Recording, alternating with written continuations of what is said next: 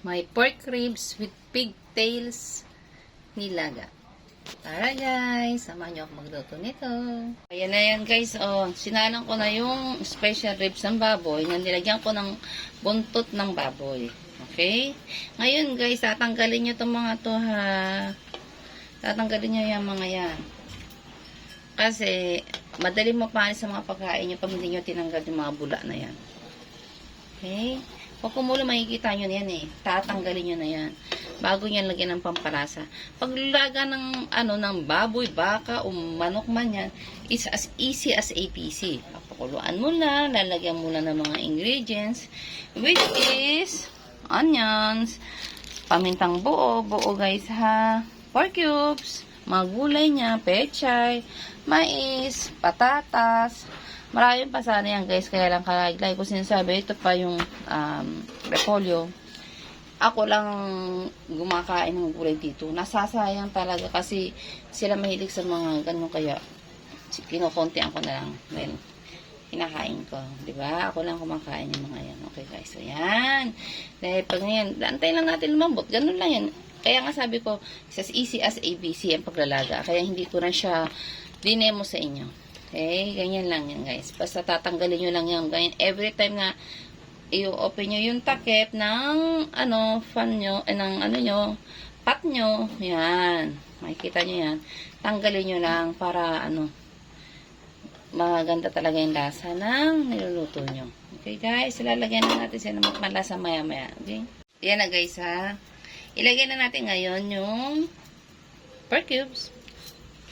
Lagyan na natin ng mga onions. Yan. Okay. At guys, ilagay na natin ang mais para lumambot siya. Yan kasi ang paborito ni Bea, kaya naglalagay ako niyan. Okay. Lagyan na rin guys natin ang pamintang buo o whole peppercorns. Okay. Yan guys, aantayin na natin yan siya na lumambot. Tapos, adjust lang ng lasa. Ako guys, naglalagay ako ng konting suka. Talaga, konti.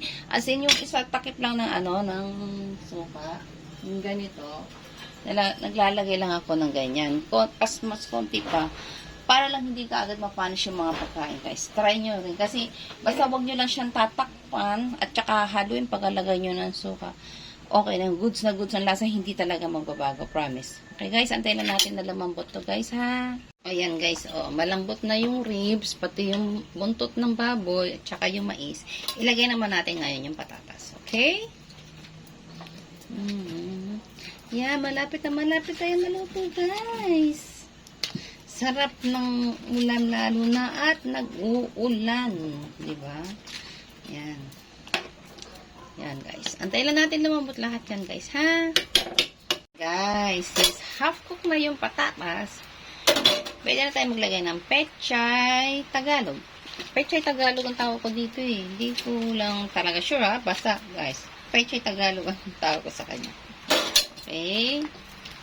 Yan muna kasi itong repolyo na super duper bilis maluto eh.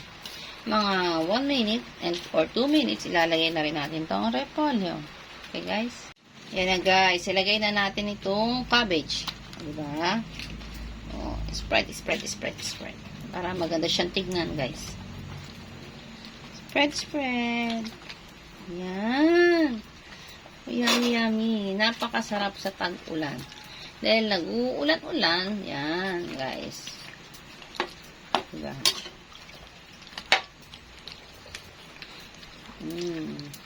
Lutuin lang natin ang half cook ng veggie guys ha.